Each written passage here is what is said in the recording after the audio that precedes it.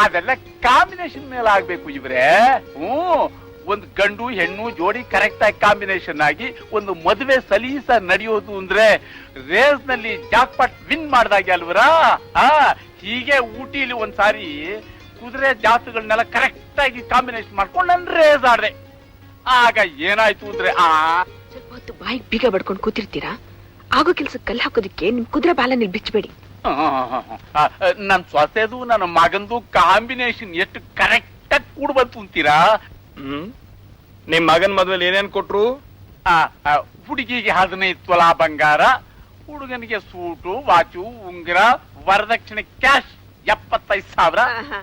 ಅಷ್ಟೆಲ್ಲ ನಮ್ ತಂದೆ ಕೊಡ್ತೀವಿ ಅಂದ್ರೂ ನಮ್ಮ ಮಾವನವ್ರು ದೊಡ್ಡ ಮನ್ಸ್ ಮಾಡಿ ಅದೆಲ್ಲ ಏನು ಬೇಡ ಅಂದ್ರು. ಹೌದು ಈ ಕಾಂಬಿನೇಷನ್ ಮುಖ್ಯ ಅಲ್ಲವರ. ಏನಮ್ಮ ಹುಡ್ಗಿನ್ ಸ್ವಲ್ಪ ನಿಂತ್ಕೊಳ್ಳೋದಕ್ಕೆ ಹೇಳ್ತೀರಾ? ಹುಡ್ಗಿನ್ ಸ್ವಲ್ಪ ನಿಂತ್ಕೊಳ್ಳಕ್ ಹೇಳ್ತೀರಾ? ತುಳಸಿ ಸ್ವಲ್ಪ ಹೇಳಮ್ಮ.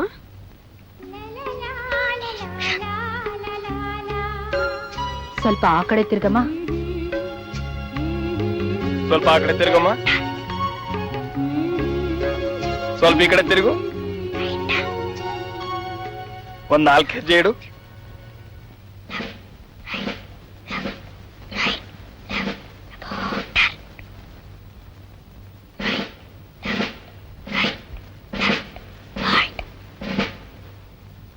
ಸಾಕ್ ಹೋಗಮ್ಮ.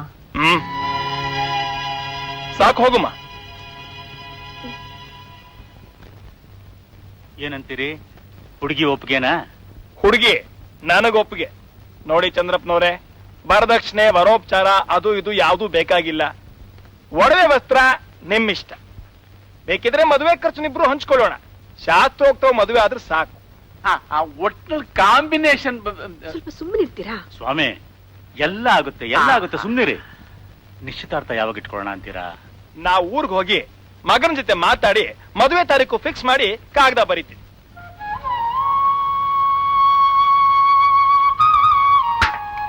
ತುಳಸಿ ಮದುವೆ ಆದ್ಮೇಲೆ 101 ತೆಂಗಿನಕಾಯಿ ಹೊಡ್ತೀನಿ.